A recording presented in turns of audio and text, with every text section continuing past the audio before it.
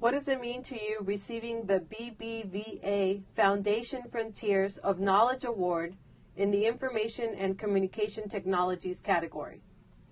For me, it means a great deal.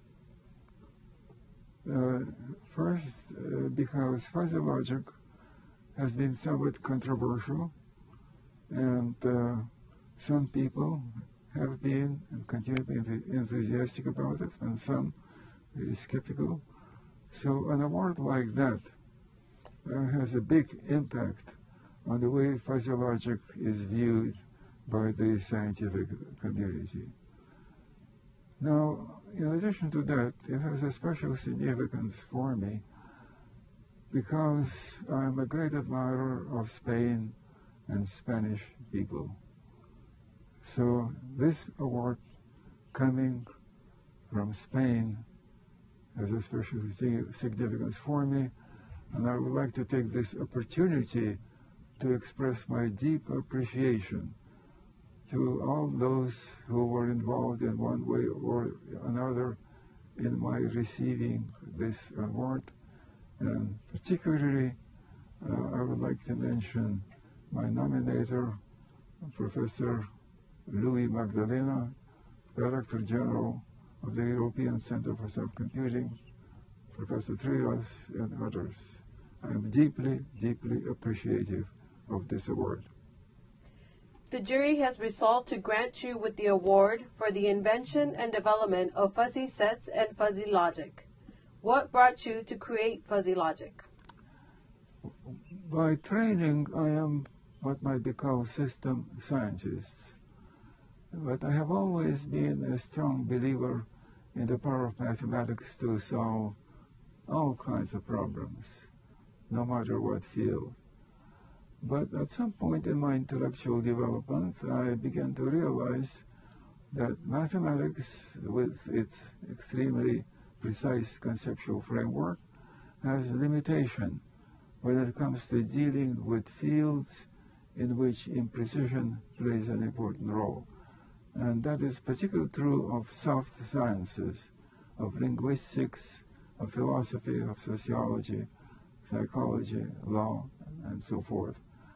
So, as a system scientist then, I've been interested in the law for a long time and doing something that would narrow the gap between the real world with all of its imprecision and the precision of classical mathematics. So the concept of a fuzzy set and fuzzy logic serve to narrow that gap. How would you explain to the general public what is fuzzy logic? Well, let me start with fuzzy set. A fuzzy set is a class with unsharp boundaries, with fuzzy boundaries. And most classes in the real world are like that. The class of tall men, beautiful women, fast cars, expensive furniture, and so forth. So the classes are imprecise, unsharp boundaries, but humans have a remarkable capability to reason with classes of that kind. And so mathematics, classical mathematics, based on two-valued logic, is not really the best conceptual framework, conceptual system for dealing with the imprecision of the real world. And so this was my primary motivation. What was the reaction you obtained from the scientific community when you proposed something as new as fuzzy logic? And why was that reaction better in Asia? Well, the word fuzzy has a pejorative connotation in English. When they say somebody is a fuzzy thinker, it's not a compliment. When I was writing my face paper on fuzzy sets, and I was faced with this question: how do you call classes which have unsharp boundaries? I could not think of something that sounded both accurate and good. So I was faced with a choice, and I chose and I chose to use the term fuzzy, which described which I had in mind, but as I said a moment ago, does not sound good in English. And in part, this, as I expected, turned out to be a handicap when it came to acceptance of fuzzy set theory and fuzzy logic.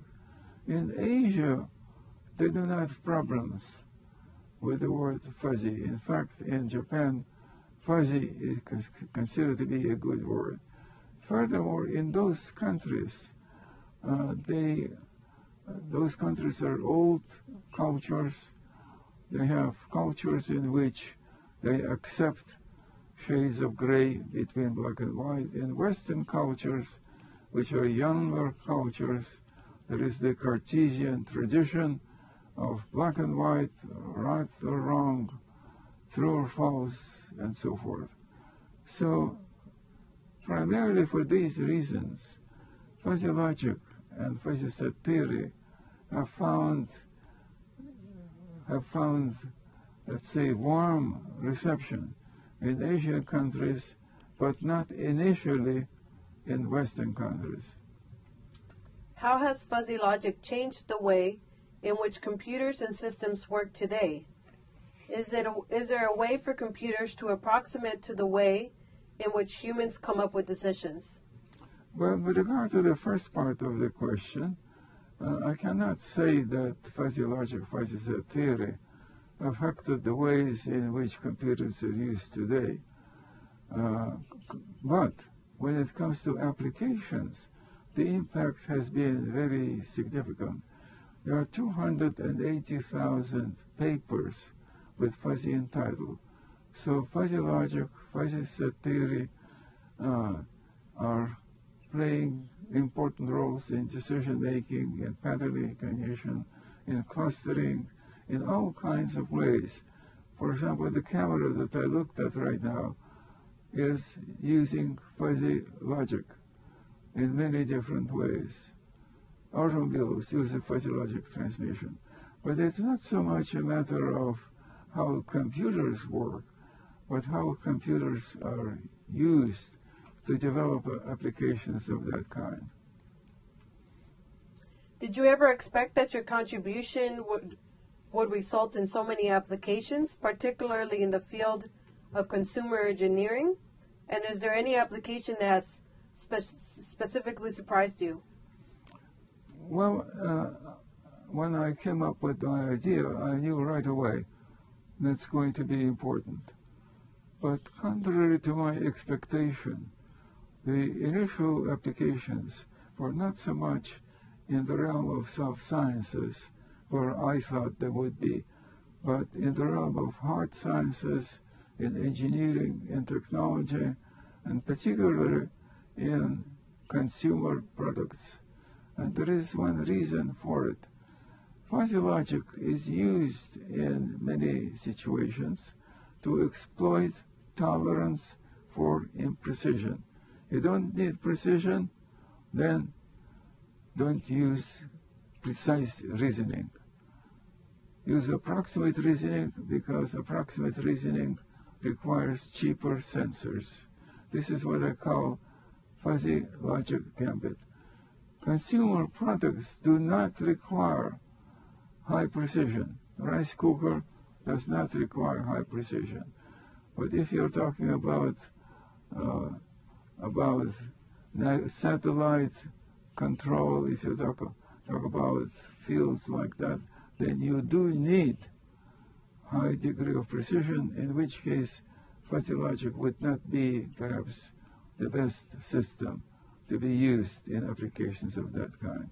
The first consumer product application was 1986 showerhead marketed by Matsushita. From that point on, applications grew rapidly in number. And today, stores in Japan in particular are full of products which employ fuzzy logic, and sometimes in combination with neural networks. Is there any application that has especially surprised you? Well, it's not so much a matter of surprise, but I view one of the most significant applications to be a subway system in the city of Sendai.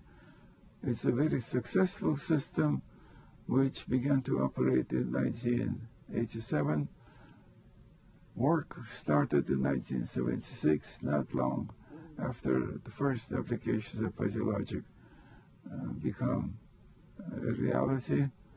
So work continued for many years by Hitachi and Kawasaki, and subway systems are not toys. And the fact that Japanese people, Japanese scientists have been successful in building a subway system that uses fuzzy logic, I think is something that is worthy of loud applause. In what future developments do you plan to continue working in the field of fuzzy logic?